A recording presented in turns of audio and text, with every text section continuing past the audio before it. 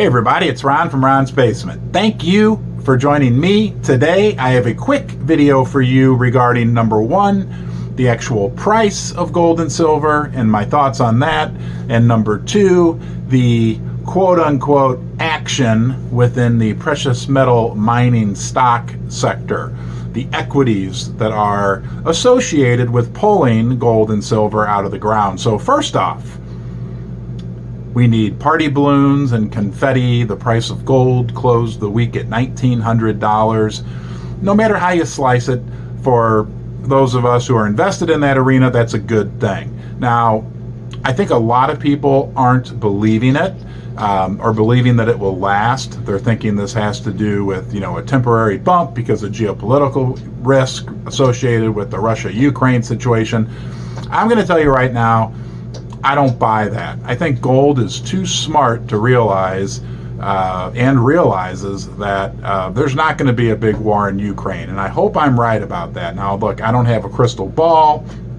Don't make any investment decisions, relationship decisions, any decisions based upon the information I'm sharing with you today. However, I don't think there's really going to be a big world war or a big major conflict regarding this Ukraine situation. And I think gold knows that. And I think a lot of people are saying, oh, gold's only gone up because of what's going on in Russia and Ukraine. And as soon as that gets worked out, it's going to drop back down.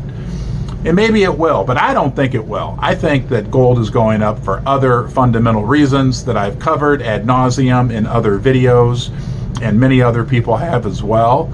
And I am thinking and optimistic that gold's going to stay above 1900 and maybe even go much higher from here in the coming months. We'll see, right? It could go down the toilet. We all know that.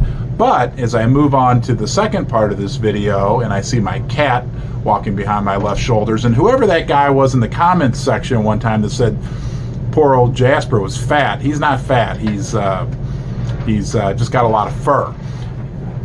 Nonetheless, the mining equities, they aren't really buying this move up in gold. They're part of that, well, they think gold's going to drop back down. And the reason why I say that is that the last time gold was close to $1,900 back in November, all the mining stocks were significantly higher.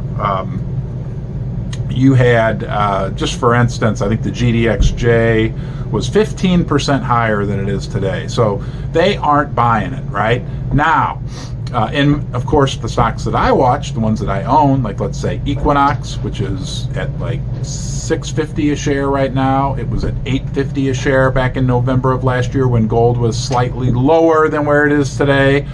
And Fortuna Silver Mines, which got as high as $5.50 per share last November and is currently like $3.60 something per share.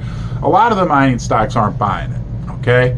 But I think they're wrong. And this is where it could get exciting. This is where if you Google or if you go on YouTube and search for TREBUCHET, which is a word that I don't know the origins of, nonetheless, it's a type of catapult.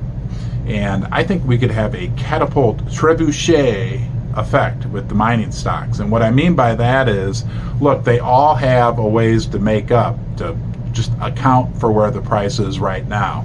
That would be the first stage of the trebuchet. The stocks, the GDXJ getting back to around 50 where it should be right now, as opposed to 42, okay? The second stage of the trebuchet would be if the price of gold, let's say, goes up to another $80 from here, another $100, another $50, another $200, whatever. That would be the second stage of catch-up that the mining stocks would have to do. And the third stage of the trebuchet would be actual sentiment improving for the mining stocks just in general.